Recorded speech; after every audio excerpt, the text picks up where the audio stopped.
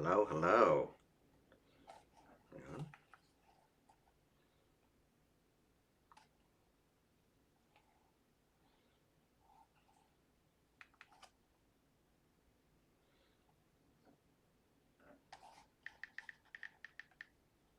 Okay.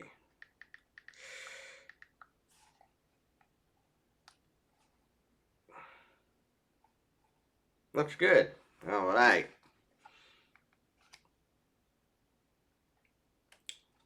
All right. We are on. Hmm.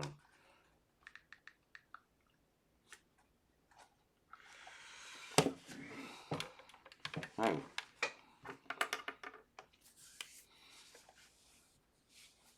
it is 4:28.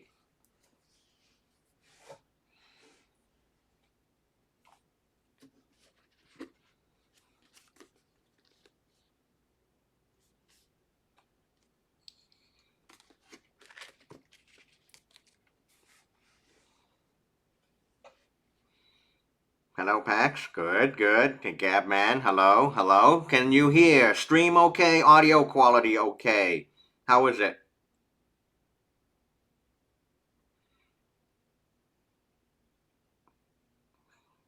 Hello, Hacksaw Man. Hello, hello.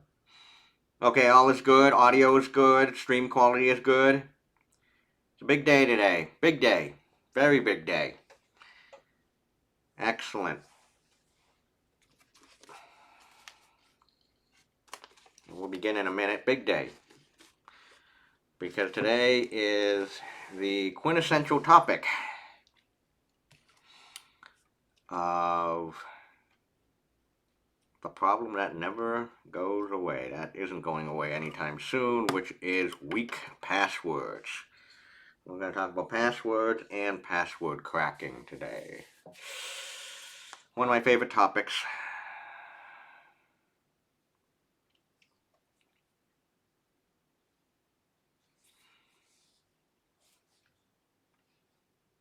Just to check.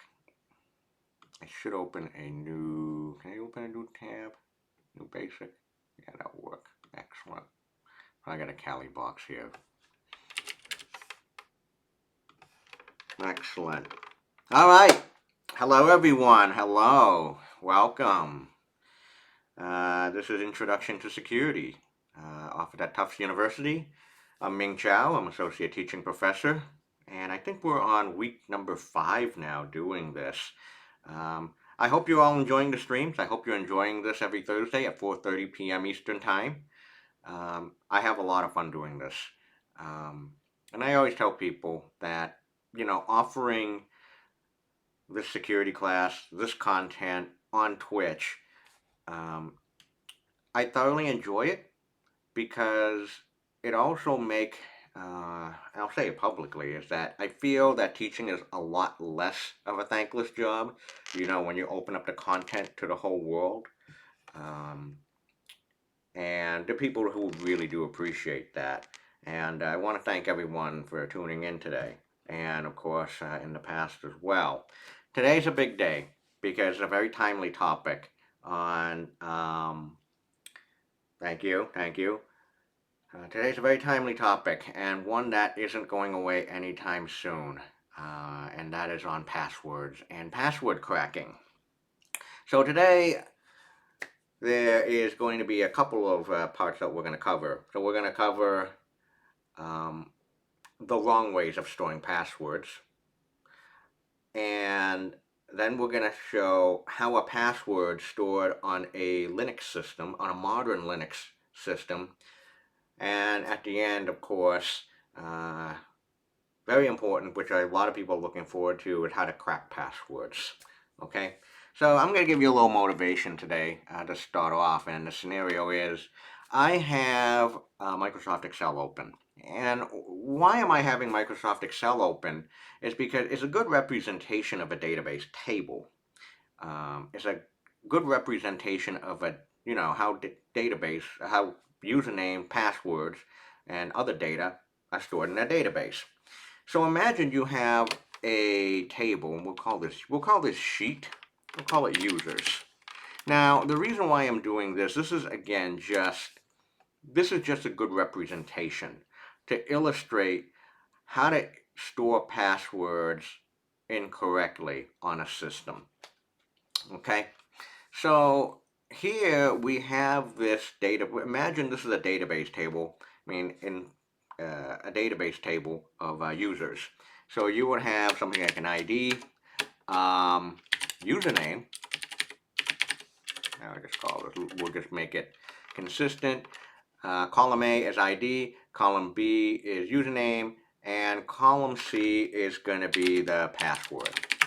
Okay, so imagine you are storing usernames and passwords in the following format. So I'm just going to create 1, 2, 3, 4, 5 users. I'm going to create 5 users. And I'm going to make 5 usernames. I'm going to call the first one Gabby. I'm going to have another username Noah. Another name Lisa. Another name, I'm gonna go for Toadrill. And one last username, I'm gonna call him Madeline. I'm gonna call him Madeline. Okay. So we have 5 users here. Gabby, Noah, Lisa, Toadrill, and Madeline. And each of these 5 people will have a password. And I'm gonna assign each of these five users a password. Gabby's password is gonna be football. Noah's password is going to be Daisy's 1, 2, 3. Lisa's password is going to be Hello World. Toadrill's password is, well, we're just gonna do something really interesting. We're gonna say Toadrill as a password as well. And Madeline football password, we're gonna call it football as well. Okay. So the problem now here is, okay, so we have 5 users, 5 usernames, and 5 passwords. 5 usernames with their corresponding password. So, as you can see with your own eyes here, there's a couple of observations that you can make. So imagine if usernames and password were stored like this, as you see on the screen in a database. Just imagine that. Just imagine if usernames and password are stored on a system as is, as you see it right here. All of this. So there's a couple of observations that you can make. First of all, you can see everyone's username and password with your own eyes. That's bad, because the password is in plain text. Okay, so if you have 1,000 users, you will see 1,000 IDs, 1,000 username, and of course 1,000 password all in plain text. That is not good. And how often do databases and systems get breached? Quite a bit. So if an attacker gains access to a database, or like in this example, if someone actually gains access to a spreadsheet, for God's sake, the attacker will see all the username, all the passwords as is. Just like that. Okay? That is not good. So storing passwords as is in plain text is extremely dangerous, extremely bad. Sadly, in the year 2021, there are still systems out there that are still storing passwords in plain text. That is not good. The other observation that you can make is, there are 2 people here with the same password, namely Gabby and Madeline. Football. But the biggest issue by far and away is that the passwords are all stored in plain text. That is not good. So, is there a way that instead of storing the passwords in plain text, can we do something a little bit better? And the answer is yes. instead of storing the password in plain text, human readable as is, where everyone everyone can see it in plain text and read it, a better way, a little step up, is instead of storing the plain text password, we store something called the hash of the password. And this is where I need to introduce you to something called a hash function. For those of you who have taken a data structures course, for those of you who have taken data structures at Tufts' Comp 15, you may remember something called a hash function. Okay? So, a hash function is a function where you feed in a string or data, and then some output will be some key. Now, for those of you who are listening in on this, you remember anything about hash functions, which are used in hash tables for searching? Tell me the properties of an ideal hash function. What are the properties, the important properties of a hash function? Go for it. You can write it in the chat.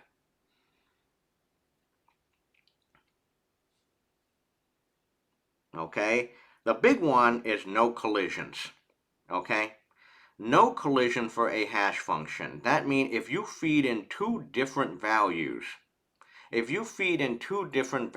to a hash function,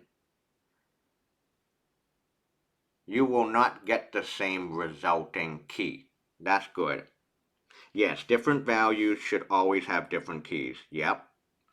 Very important. Very important. Hash functions also need to be one way. So this week we started covering cryptography, and we've talked about asymmetric or public key encryption and symmetric encryption, single key encryption. Now, symmetric algorithms and asymmetric algorithms, there's an encrypt and decrypt function. For a hash function, there is no such thing as encrypting or decrypting.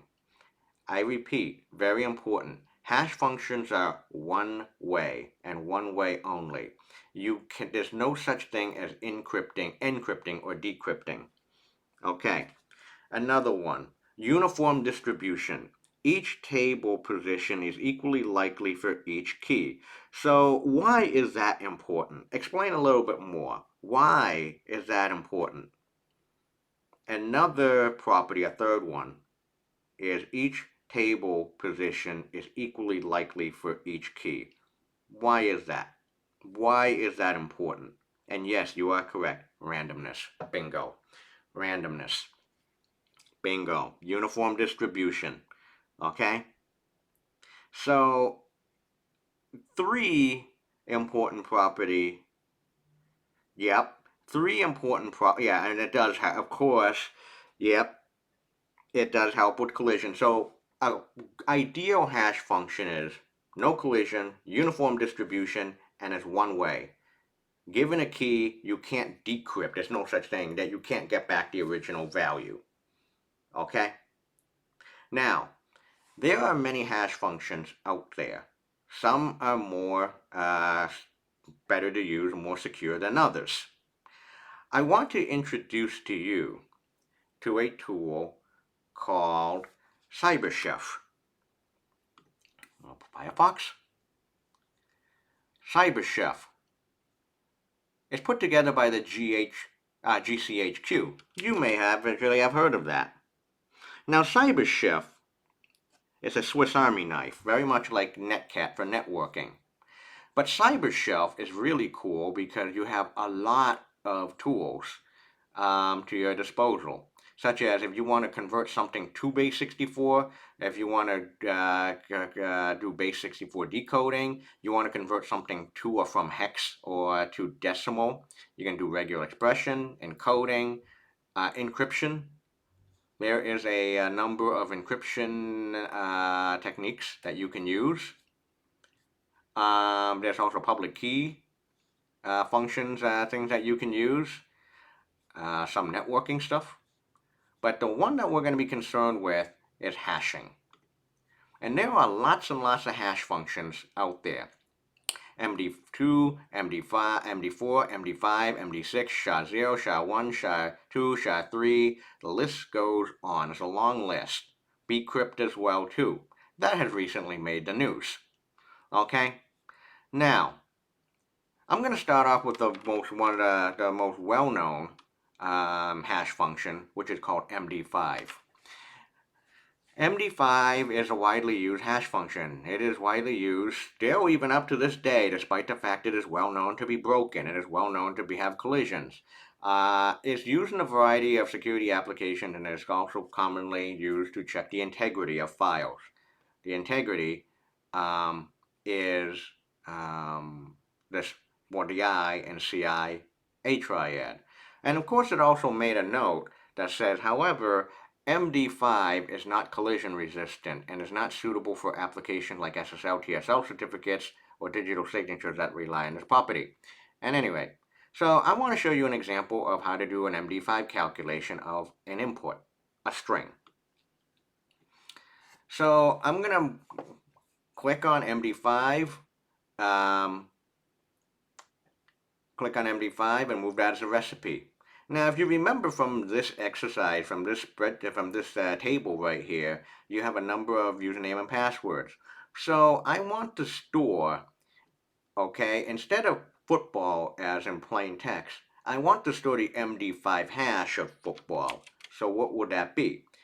So I would type football as the input, and the output is the MD5 hash of the word football. 37B, yada yada yada, and it ends with C0.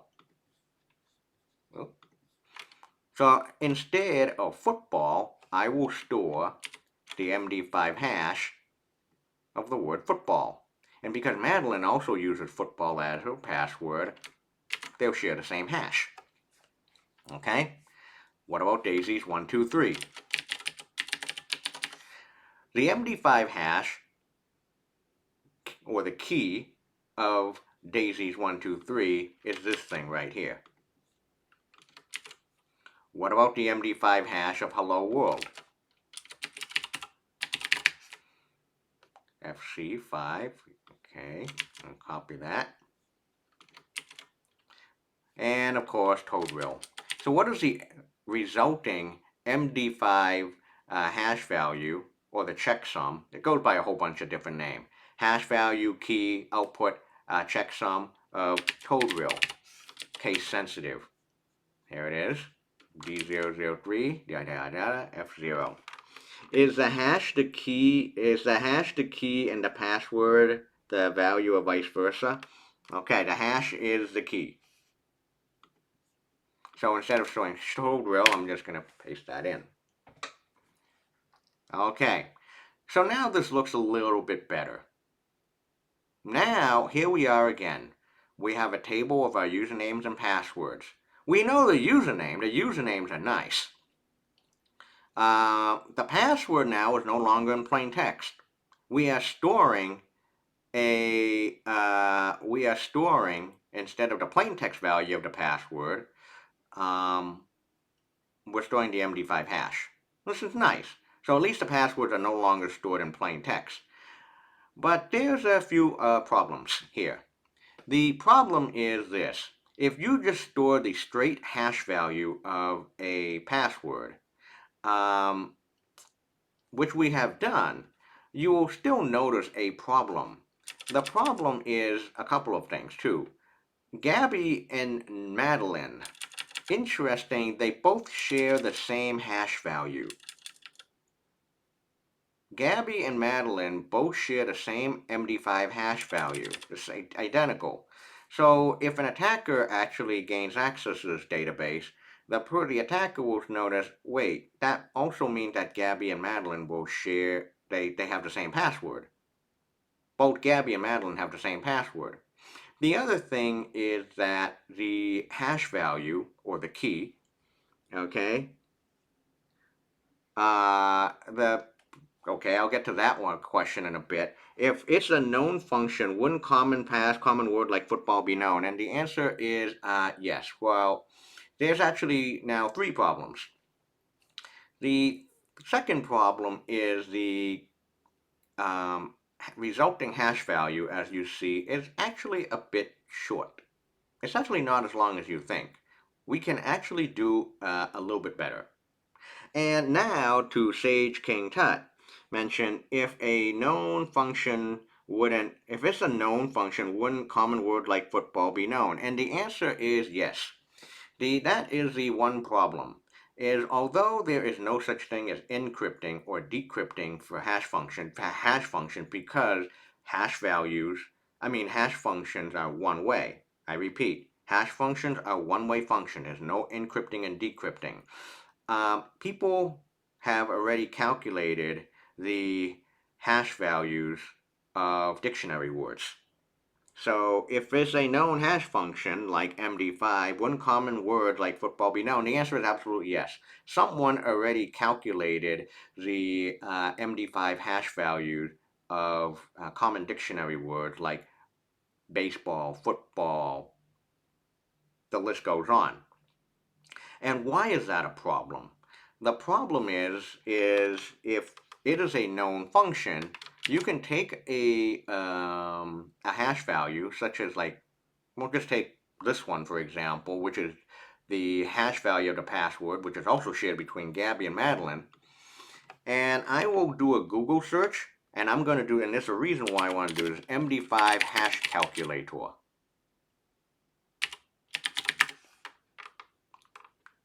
So the first DuckDuckGo search is online MD5 hash calculator.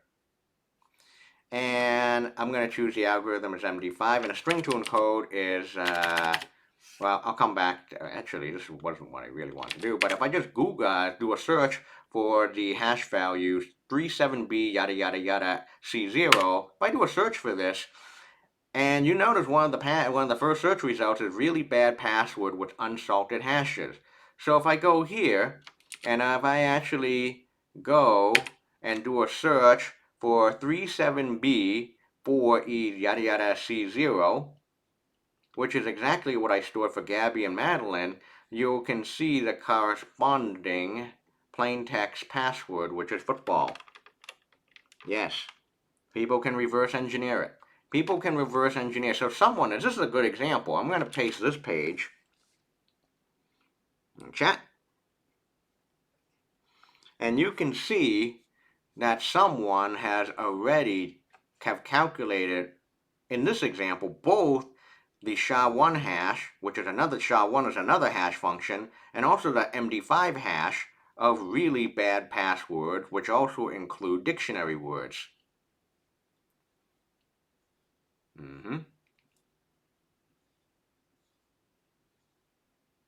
Boom. We used football this whole time. Yep. Weak passwords, so commonly used.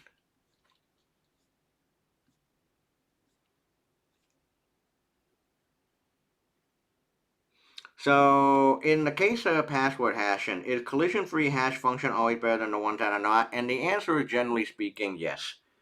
Okay? So, alright. The other way to do this is, okay, instead of using MD5, why don't we actually do something better? Okay, I want to go back, and I want to go back, and instead of using MD5, why don't we use SHA-1? SHA-1 is another hash function. Okay, so if I go back to CyberChef, and this time I just want to trash this. Oh, I'm going to go to SHA-1, and I do football. And you know that with SHA-1, the hash key value or the key is a little longer. So the longer the key, the better it is. Daisies 1, 2, 3.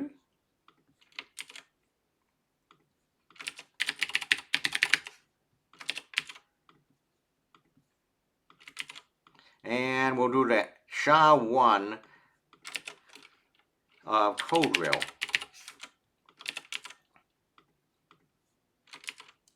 One also very important attribute, one very important property of hash functions. You want no collisions, can't reverse, uniform distribution, but you also want to have consistency and repeatability. There are many. If you go online and you do a Google or like a DuckDuckGo search for SHA-1 calculator or SHA-1 calculator, any SHA-1 calculator in the world. Let's try this one. And the data was going to be football. This one is not CyberChef. But if I try to calculate the hash, the MD5, the SHA-1 hash of football, you can see that the result is always going to be consistent. It's still 2D yada yada yada D8. Yep, there it is. Okay? Here we go. So the fourth important property of a hash function is repeatability and consistency. You do a SHA-1 calculation of a particular piece of data, is always going to result in the same value. Okay? All right, so there's a couple of interesting problems here that I'm seeing on the chat. So what can you do? Double hash a different function, or can you do multiple rounds? You can do multiple rounds, but you can do multiple rounds. There is, but the problem is, how are you going to make sure? Let's say for example, that if you do multiple rounds of, if you say, let's say two, let's say I want to do 2 rounds of hashing for each and every one of these hashes, you're still going to have the same problem as what we had before. In this case, Gabby and Madeline still both share the same hash value. Is there? That's the problem. Does MD5 give you the same? Yeah. Does that not give you the same value each time? It does. Yes. That's important to know. That's the fourth property of hash functions. That MD5, SHA-1, SHA-256, SHA-512, whatever hash function that you use should always give you the same value each and every time. That's very important. Yes. Consistency, very important. Absolutely. But there is still the problem of SHA-1 producing the same hash values, as you can see for Gabby and Madeline, but there's also another thing as well too. SHA-1 is also badly broken now. And this was done a few years ago, and Google did this work. I'm going to post this link onto the activity feed, shatter.io. And it's a really good layman definition of what it means by broken hash function, namely collision attack. That means same hash value for two different files. So here it is. It is now yada yada yada. The industry cryptographic hash function standard is used for, hash functions are used for, as you'll see, passwords, but it's also used for digital signatures and file integrity verification. And it protects a wide spectrum of digital assets, including credit card, yada yada yada. It is now possible to craft two colliding PDF files, two different files, and obtain a SHA-1 digital signature on the first PDF file, which can also be abused as a valid signature on the second file. Yep. Okay. So here it is. Two different files, same hash values. Google did this. So wait a minute. Does this mean that we can't use SHA-1? And the answer is, there's a lot of systems out there that still uses MD5 and SHA-1. A good example is this. A good example is when you do a git commit. The git commit ID is actually, for the longest time, a SHA-1 value. Yep. Yep. So, should we be using SHA-1? Well, if the information is not important, if you just want to do a simple verification of something that's not important, SHA-1 is still widely being used. Hash functions such as SHA-1 and MD5 are also very fast as well too. So there's a trade-off that you have to make. Okay? So can we do better? Yeah, we can do better by using, we can do better by using a better hash function, hash function for passwords. But then we can also, but still, we need to solve this problem of what happened about storing duplicate hashes. Can you combine different hash functions? Okay. So let's get to that. Let's get to that problem now. Okay. So, all right. Why not we do this? You know the problem of just storing the straight hash value of a password.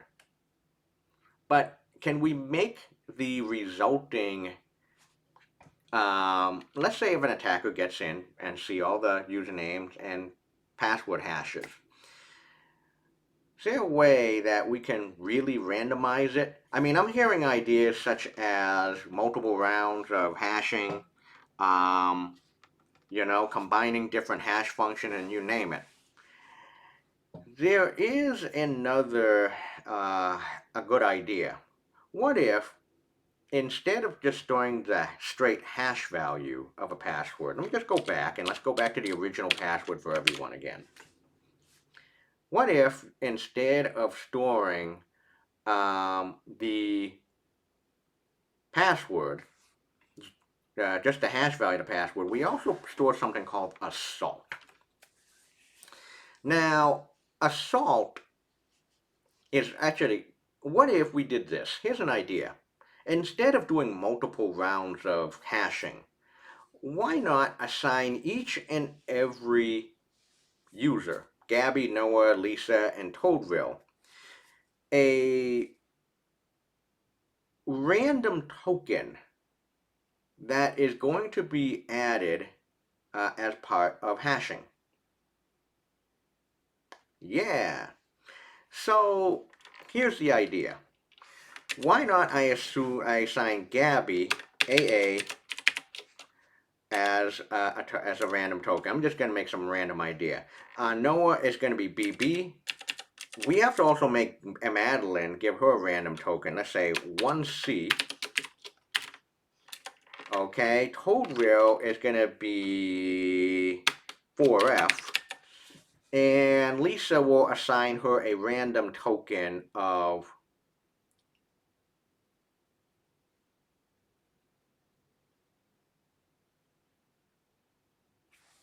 CD. Salty. So instead, so now what we're going to do is I'm going to have a new call called password hash.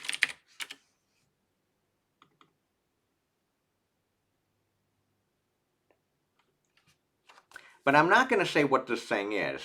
So now I am going to go back and let's say we use SHA-1. So we're in a football, and what is the random token that I assigned for Gabby?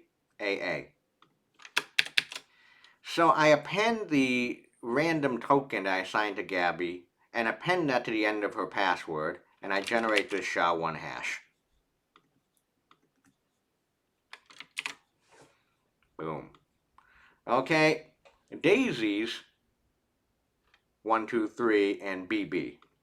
So I'm going to do Daisy's 1, 2, 3, and I'm going to append her token, the token that was assigned to Noah, to the end of the password. And the result is BCC. Lisa's password is hello world, but I'm also going to append CD into that. Capital case sensitive, very important. Calculate the hash value. Toadville is Toadville, and then 4F. And I'm going to calculate the SHA-1 hash. So I'm going to store this in a database system. And one last one. This time I'm going to do football and 1C. Calculate hash. Aha. And now I'm going to see if I can hide this column. So this time around, we get something really cool. This time around, we see that the password hash for for Gabby, Noah, Lisa, Todrill, and Madeline. We see that their password hashes look very, very different. Now, from this, I can't, here's this, when I take a look at this record right here, I cannot tell that that Madeline and Gabby share the same password. This time I cannot notice that Gabby and Madeline share the same password. Remember, their password is football. Because this time around, I'm using a random token appended to the end of their normal password. And this is a very important technique that is used for password storage these days. This random token that I have assigned to that I've given to each and every one of the users is called a password salt.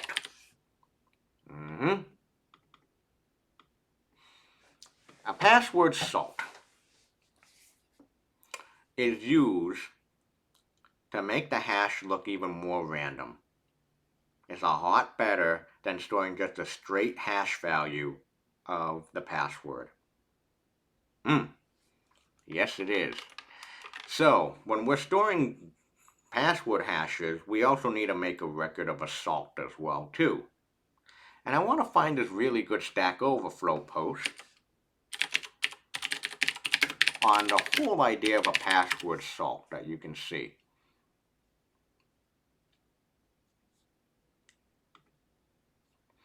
Here it is. Let me just go Google. Found one a long time ago that was really good. Salts and passwords. Here we go. Nope. Okay, a password salt is something unique to each password record, which adds much entropy to it. This is usually a random sequence of bytes stored with the user's account. Hashing is traditionally done on the concatenation of salt plus the password. Okay? As others have said, don't use MD5 for hashing, it's broken. Well, yes, correct. Okay? Could you hash the password? Yep. Could you hash the password with the username together? Yeah, but there's a problem though. The problem is that then there is the problem of randomness. Okay, if you're using the username as the salt, or in this case, you're trying to hash the password with the username together. There's not so much randomness because oh yeah, the salt is the username. Well, okay.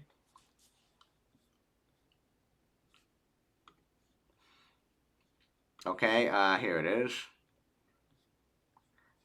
So here's another one.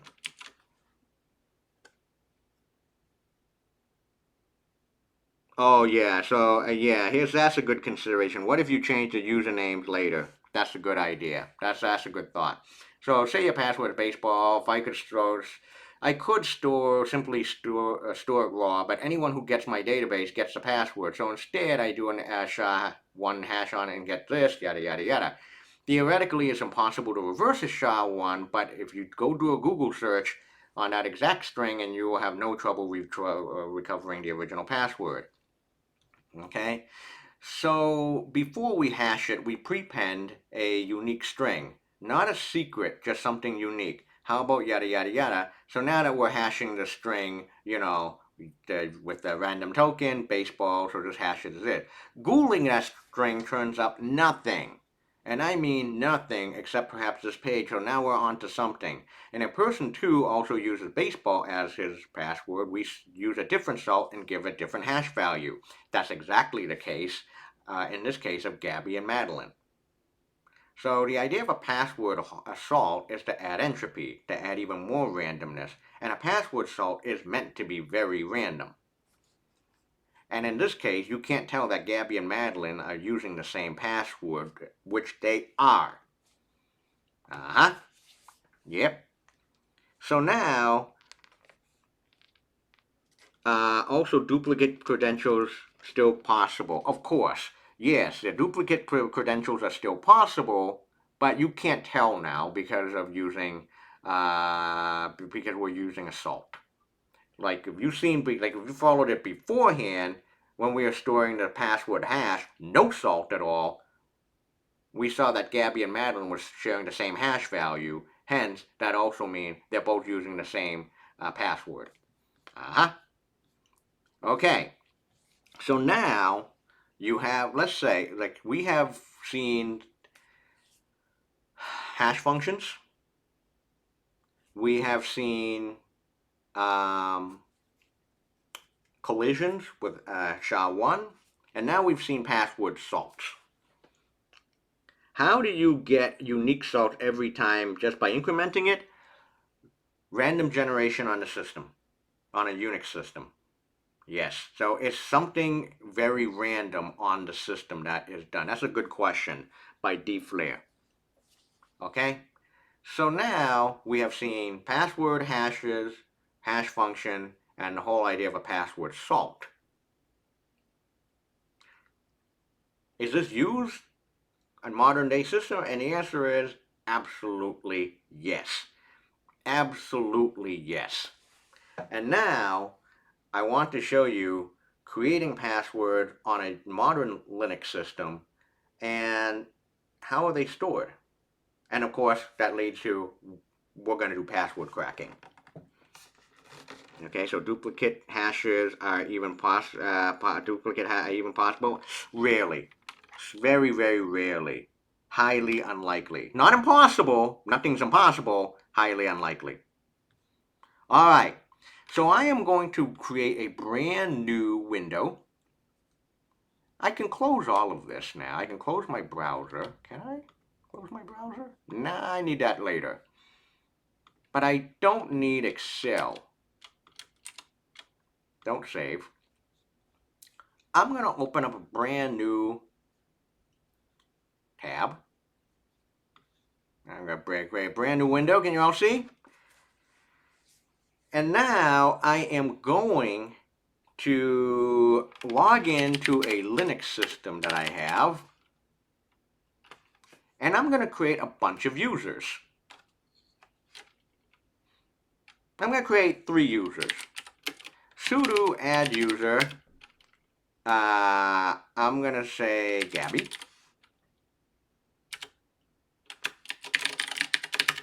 So I'm going to add a brand new user to the system called Gabby by sudo add user. So her password is going to be something.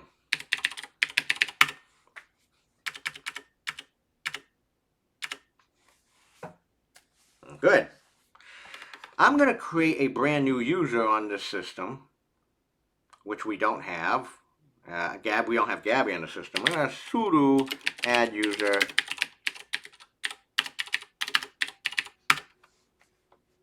ToadWheel. ToadWheel's password is going to be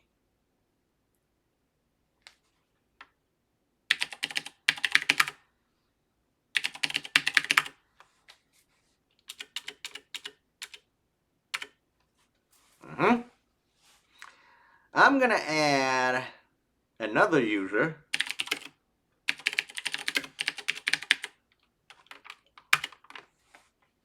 Secret.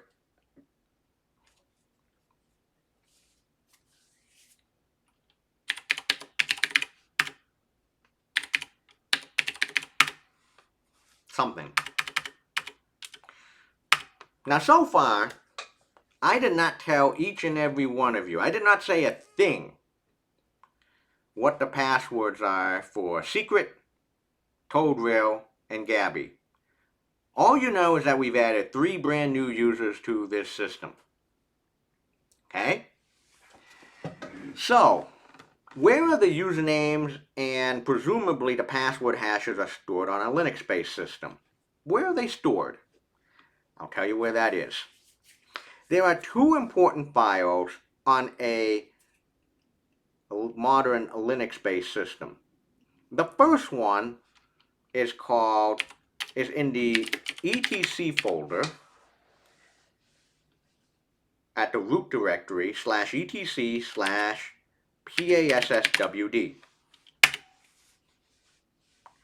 The other one is called a shadow file /etc/shadow. These are the 2 important files. Let's take a look at the /etc/password file on the system now. Clear, I'm going to do a more /etc/passwd. Let's see what we got.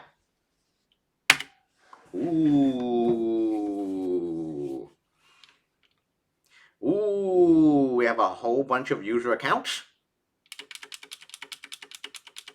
You see me on there. And now, at the end, you also see Gabby, ToadRail, and Secret. The 3 user accounts that we just created. Okay, that's nice. I see 3 usernames, but where's the password? Where's the password hash? Where's that? Back in the ye good old days, like 20 plus years ago, the username and password hash was stored in one file. This file, the /etc/passwd. Of course, that became very insecure and they did away with that. And now, modern-based Linux systems does this. Usernames are stored in the /etc/passwd file.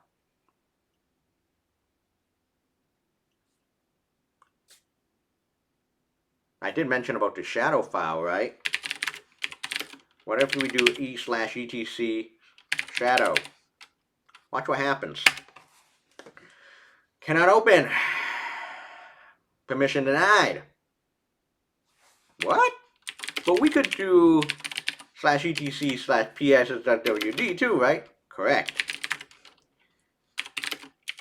You just do straight /etc/shadow. It's not going to work. Permission denied. You got to be root. So it's sudo more /etc/shadow. Now this time, you see something else. Let's go all the way down. This time, you see Gabby, and then you see something like $6, and then a bunch of text, and then a $, yada, yada, yada. And then you see ToadRail, and then you see ToadRail, you see colon, $6, blah, $blah. And of course, secret. You have $6, blah, $blah. Wait a minute. What the hell? What does this all mean? What does this mean? How do you read this? What does all this mess mean? That starts with, okay, we know what the username are. We created 3 usernames on this system, ToadRail, Gabby, and Secret. But what in the world is this mess? How do we read all of that? Is there a meaning to $6, and then blah, $? And the answer is yes. There's a specific format to that. And how you read a shadow file looks like this. There's a nice old, actually this was recently updated, understanding the /etc/file format.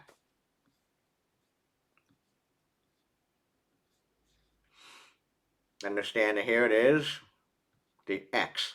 password. So let's start to understand the /etc/password file. It starts with a username, colon, and then a password. An X character indicates that encrypted password is stored in /etc/shadow file. Please note that you need to use the password command to compute the hash of okay. So as it says here, the encrypted password is stored as /etc/shadow file. But how the heck do we read a shadow file? How the heck do we read a shadow file? Well, there should be something here. No, there isn't. No. That's weird.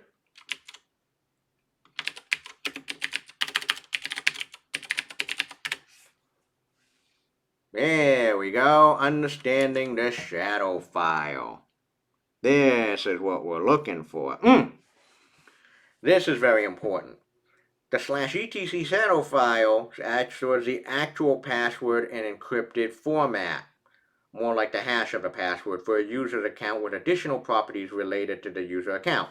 But this is where the important information is shown. Here it is. First of all, you have your username. But then the next thing is the most important thing, which is actually your encrypted password. Oh. Here we go. Here is the encrypted password for Gabby, all the way here.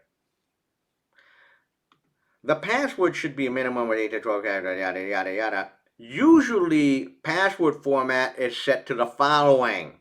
$ID, $salt, $hash. The ID is the algorithm used on on Linux system is as followed. If you see a $1 $sign to start, that means the hash function that is used is MD5. $2A $sign is blowfish. $2Y is blowfish. $5 $sign is SHA-256, and $6 sign is the SHA-512. Okay? So let's go back to our example. And let's go to code drill. So you see $6 sign. So on a modern Linux system, which hash function is now used to create for hash functions used for passwords? Says it right here. $6 SHA-512. $1 sign. So you may be wondering, is MD5 used? Yeah. Remember Metasploitable, the deliberately vulnerable VM, the virtual machine that we used a week or two ago? Usernames, passwords are still encrypted in $1 sign. Okay? So ToadReal is $6 sign, which is SHA-512. But then you see this string right here. That's a salt. That's the password salt. That's a long password salt. And a very random one. As you can see, each and every user has a different and a random password salt. For Gabby, ToadReal, and Secret. And of course, the hash.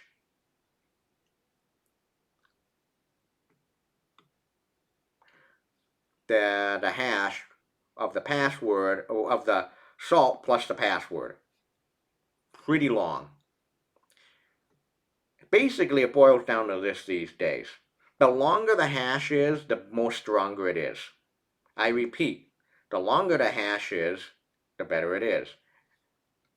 Use the strongest hash function that you can these days. All right. So I got Kali open here. If I do an ls, I got no files. Here, I see no files.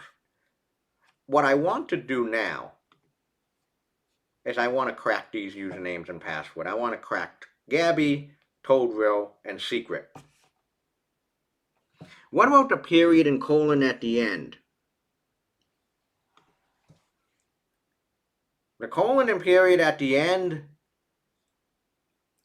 Part 3 is it's a number. It's a last password change. You mean this? The period? Right here? Yeah, that's part of the password hash.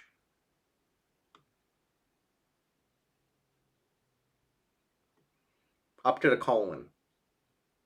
Everything up to the colon is a password hash.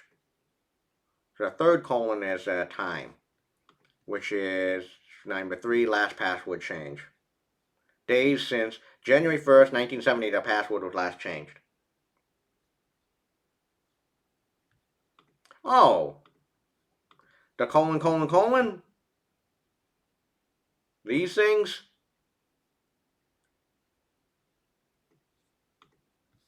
Minimum number of days, maximum number of days, warning, inactive expiry. So we got none of that. The last 6 fields provide password aging and account lockout features, which we're not going to use. Okay, so now what we want to do is we want to send the password and shadow files that we have on this Linux machine to the Kali Linux box for cracking. So what I want to do here, I'm going to go to my home folder. I'm going to make a copy, sudo copy etc password, sudo copy etc shadow. So I'm also going to change the permission, change owner of to mchow of password. Oh, sudo. Because if I do an ls-l, you know that the password and shadow files are owned by root, and I can't send a file that is owned by root to Kali. I'm going to change the owner of the password file to me, and I'm also going to change the shadow file to me. So now both the password and shadow files are owned by me. I'm going to send both the password and the shadow file on this system to Kali Linux for cracking. Okay? I'm going to quit this now. I don't need this. I don't need that. Now on Kali Linux. Hopefully the information was transmitted over correctly, in which it was. Let's take a look at the password file again. More PASSWD. I got my Gabby, my toad row, and secret here. What about the shadow file? Gabby, toad row, secret. Got it. All right. Let's see what the passwords for Gabby, toad row, and secret are. Okay? Let's find out what the username, what the password for Gabby, toad row, and secret are. Let's crack.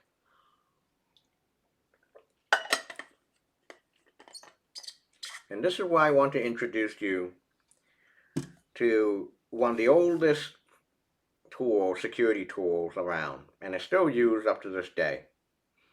It is now my pleasure to introduce you to John the Ripper. John the Ripper is an old password cracker, still widely used. www.openwall.com/John. John the Ripper is an open source password security auditing and password recovery tool available for many operating systems. John the Ripper Jumbo, which is, I think is a community supported version. It's also a lot stronger. Support hundreds of hash and cipher types, including for user password of Unix flavors, Mac OS, Windows, web apps, groupware, you name it, yada yada yada. Free and open source. Now, password crackers for the longest time has been used for both good and bad. I repeat, password crackers are used for both good and bad. I'll give you an example. System administrators use password crackers to hunt down anyone with weak passwords. And that is bad because these days, still, the easiest way to gain into a system is because someone used a weak password.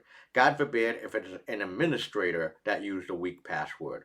It's still one of the most effective ways to gain access to, if you're an attacker, gain access to a system just by using weak credentials. And anecdotally, I can't find this, but when they breached LinkedIn back in 2012, when LinkedIn was breached in 2012, they said what 60% of all the users of all the accounts were cracked within a matter of a day or two because people were just using weak passwords galore. Jumble the Elephant made this. That's a good question. I'm not entirely sure. But it does. It is interesting that it has the word jumbo on there. So on Kali Linux, John the Ripper is one of the, I think it is one of the quintessential tools that's installed. So if I do man John,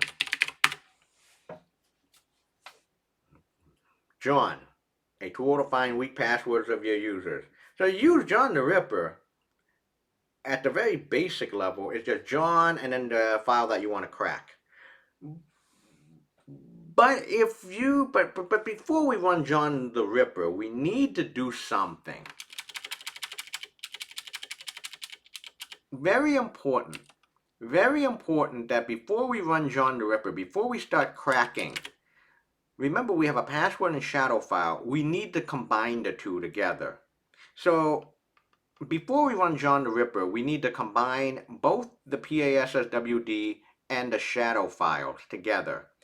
And there is a tool that is part of John the Ripper that does this, called Unshadow.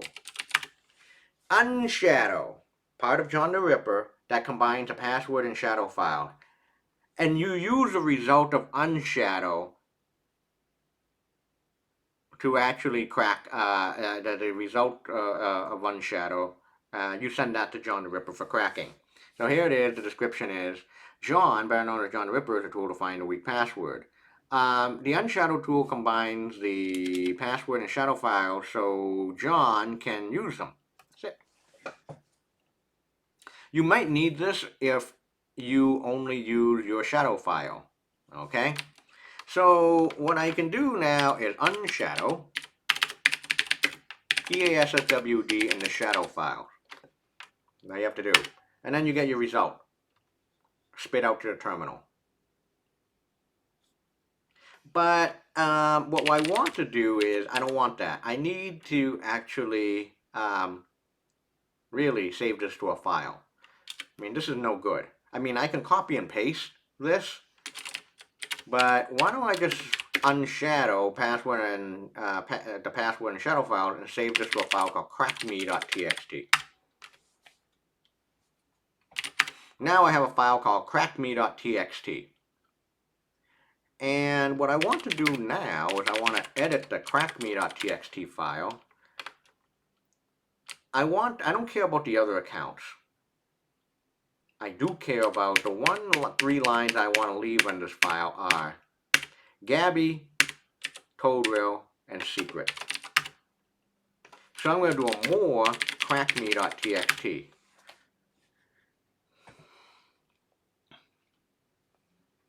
So it was Gabby, Toadrill, Secret.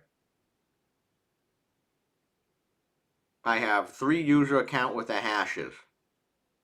So now we have this file called crackme.txt, which is a result of unshadowing the password and password file. Let's crack the passwords.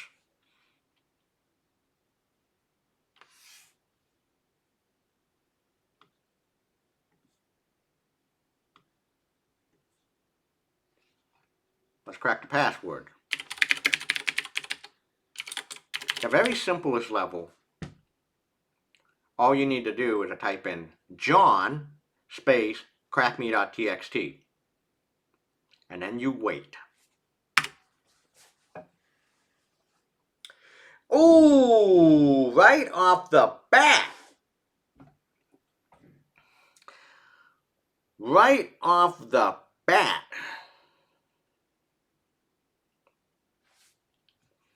We cracked two of the accounts. Gabby and Todrill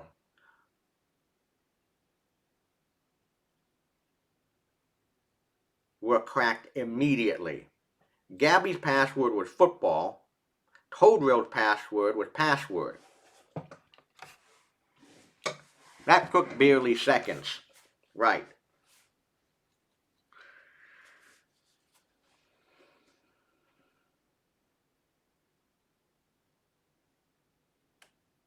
That took barely seconds. So we got two of the three accounts cracked. So now it's going to do incremental mode or brute force. But let's take a look what's really going on. I actually forgot what secret's password was. I actually did. But let's see at the top, when you run johncrackme.txt, it says there's a detected hash type SHA-512 crypt, but the string is okay, just whatever.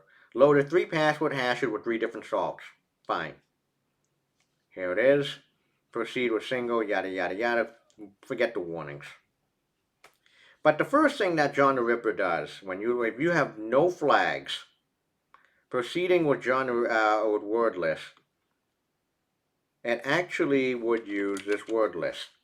Proceeding with word list. So by default, the first thing that John the Ripper does, if you have no flags set in John crack me, it would actually, I'm going to hit Control C.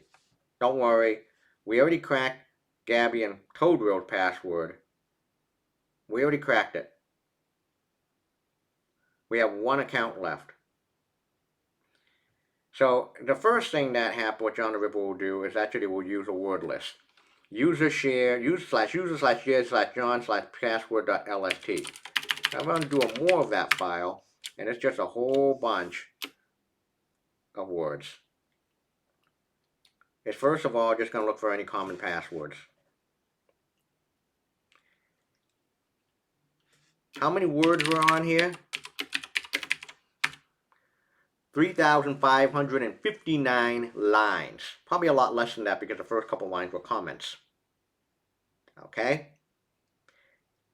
So the first thing it will do is just go through a very short list of passwords. Once it actually checks, once it goes through a password list, in this case the default user slash user slash share slash John slash password.lst, it will just do brute forcing. You can just wait. However, the most effective way to crack passwords is to use word list. I repeat, the most effective way to crack passwords is to use word list. It can really speed up the job. Are there word lists out there? Oh yeah.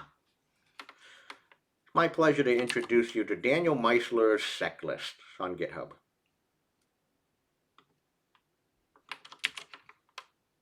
I'm going to paste this.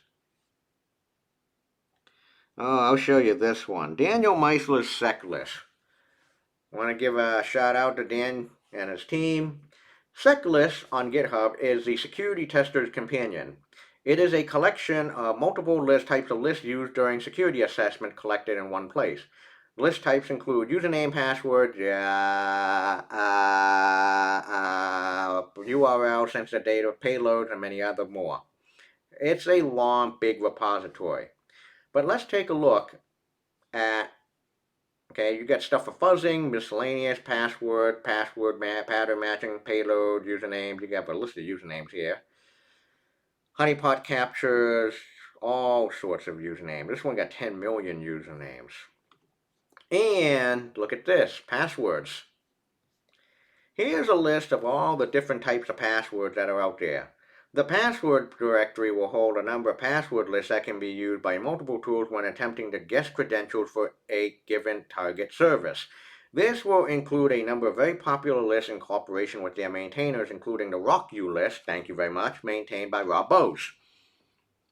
Okay, so there's lots and lots of word lists here. Big, long list. And for me, I have a copy of SecList on Kali Linux. I'm going to go to passwords. I have lots of different lists. Let's take a look at, oh, what's this? The Dark Web 2017 Top 10 list. What's that going to be like? There you go. Here's your top 10 passwords. So if you just do a search for most common passwords, it's the saddest thing. Okay, most common passwords of 2020. Here we go. 2020 most common passwords in PC Magazine.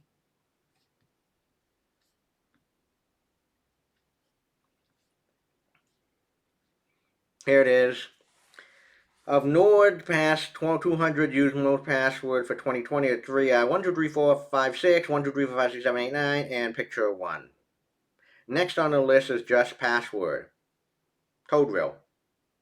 He got owned. But various number combinations as well. QWERTY, ABC123, million2 also make the list. You should also avoid I love you, yada yada yada. You see it right here. Yep, passwords. Now that's your top 10 list.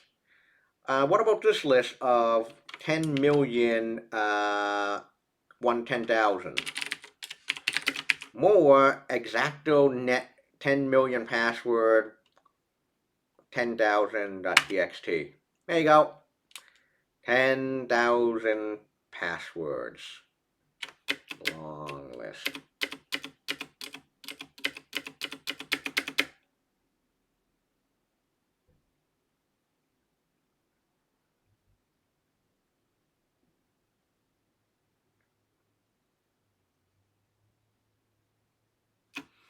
Really? Does that list really contain 10,000 entries? Yep. If I do a word count of the list, 10,000. Now remember my home directory. I'm home/home/defcon/seclist/password on Kali Linux. So let me go back to my home directory, and I have that crack me file. So what happened now if I want to actually use John the Ripper for cracking, but using a word list? So the John minus word list equals /home/defcon/seclist/password/ and of course that's the name of that file, crackme.txt. Best way to crack passwords is to use word list. See if this works.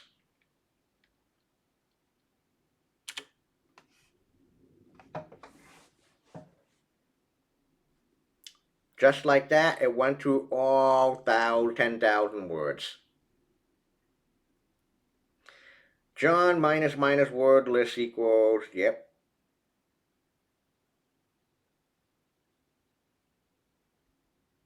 That was it. Man, John. Did I do the wordless mode right? I think I did.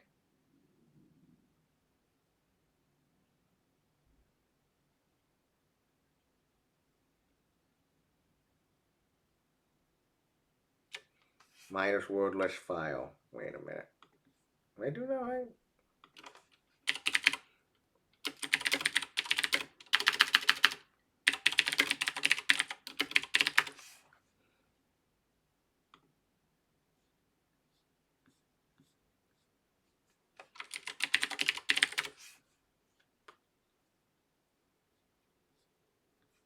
Did I do that correct? Let me just go check.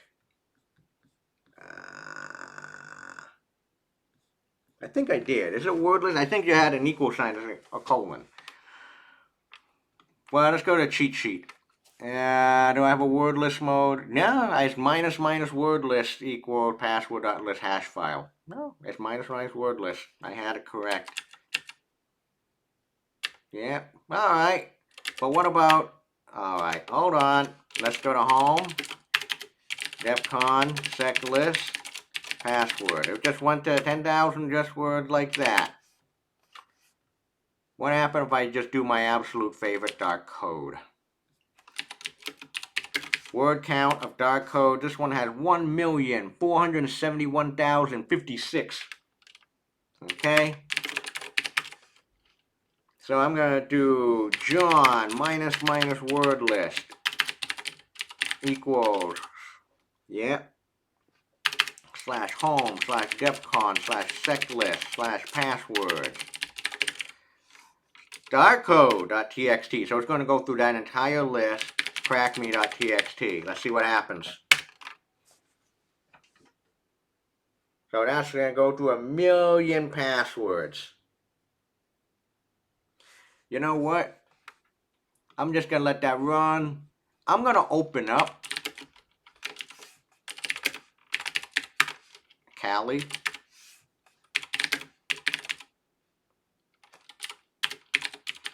More crackme.txt. The secret one. I forgot what the password was on this one. Damn. Yeah, I'll let you crack it.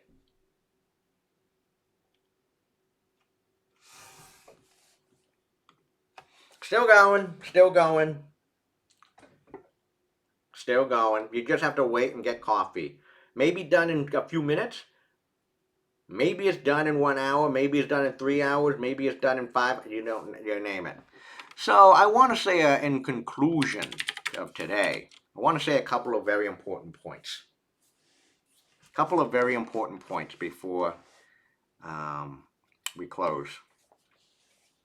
Number one, password cracking.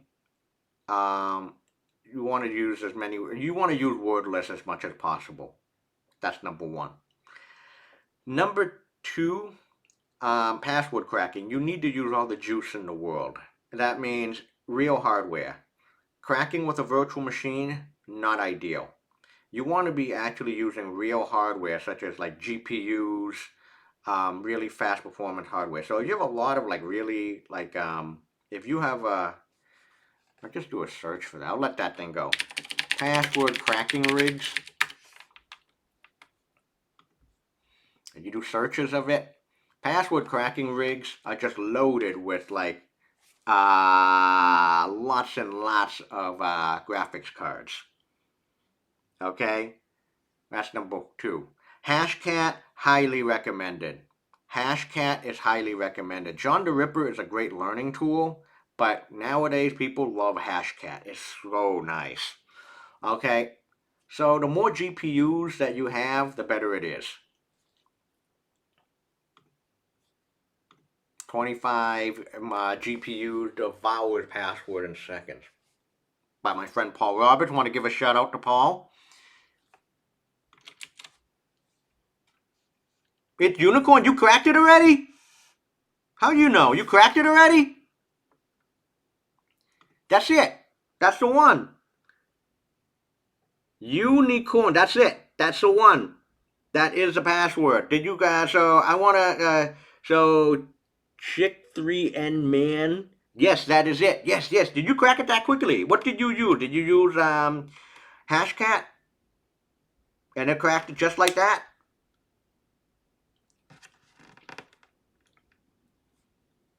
Now, at any rate, yes, so thank you so I see a way I can reward people. I don't want to, this is so weird. Oh, so he's on Hashcat. Okay, so Hashcat, password program, cluster and all that. People have used the cloud. I had one former student, I'm not going to name who it is. She actually used a whole bunch of computers at her workplace, and she won the password cracking competition that way. It's kind of interesting. It worked. But there's one last thing I want to say, which is really important. It is not a matter of if a password will be cracked. It's just a matter of when. All password will be broken. Any passwords will be broken. There is a great table of, how long it takes to crack passwords. This is a good one. I found it. Found it. So here it is. This is a table. I just found this on the fly, but it's generally what I was looking for. All passwords will be broken, can be broken. It's just a matter of time. Here's a table if your password is a number based on the number of characters. Also, then the class, if you have just numbers only. If you just have, uppercase or lowercase letters, mixture of uppercase or lowercase letters, mixture of numbers and upper and lowercase letters, and then finally, this last column, if you add symbols as well. The important point I am trying to say is this. The important thing is, password will be broken eventually. Maybe it takes 1 second. Maybe it takes 1 minute. Maybe it takes 1 hour. Maybe it takes 1 day. Maybe it takes 1 year. Maybe it takes 1 century. Maybe it takes 1 decade. It doesn't matter. It's just going to be a matter of time. I mean, if you have a character, here it is, number 18. So it could take 1 quintillion years. It's still a matter of time. 2 trillion years, still just a matter of time. 1 billion years, just a matter of time. All passwords will be broken. So your only defense really these days for passwords is to use two-factor authentication. That is like, after you log in with your password, you have to enter in like a 6-digit code, or you have to touch a physical key. That's your only way for password security these days. Okay? The assignment, the password cracking competition for this class, for the cybersecurity class, comp116.org. Oh! The password cracking competition got 1 month. April 1st, 11:59. 1 month. The infamous password cracking contest is due in a month. And I already got 3 submissions. 3 students already have submitted. It's a real password cracking competition. I can't tell you how many. Usually the barrier of cracking is low. It's like 6 to 7, and you get full credit. If you crack all 21 passwords, you get an automatic A for the class, for the semester. Yep. You won't crack all the passwords. You won't. I'll be hard pressed if you crack all the passwords, even in a year. Okay, I'll be even surprised that. Well, I'll post the answers anyway after 30 days. Well, so that doesn't count. But no, if you crack all the passwords in 30 days, you get an automatic A. So the key point here is all passwords are going to be able to will be cracked. It just takes a matter of time. Your only defense, use two-factor authentication. So enable it for accounts, for your important accounts like Google, GitHub, Facebook. All the important services these days allow you to have a second factor authentication. Is it possible, though, to buy a supercomputer? I'm not going to say anything. And that, I think I'll just leave it at that. It's been fun today. I told you it was going to be a big day. Thanks for joining. So it is now my pleasure to go sign off. Have a great weekend. So I'm going to stop the stream. Have a great weekend.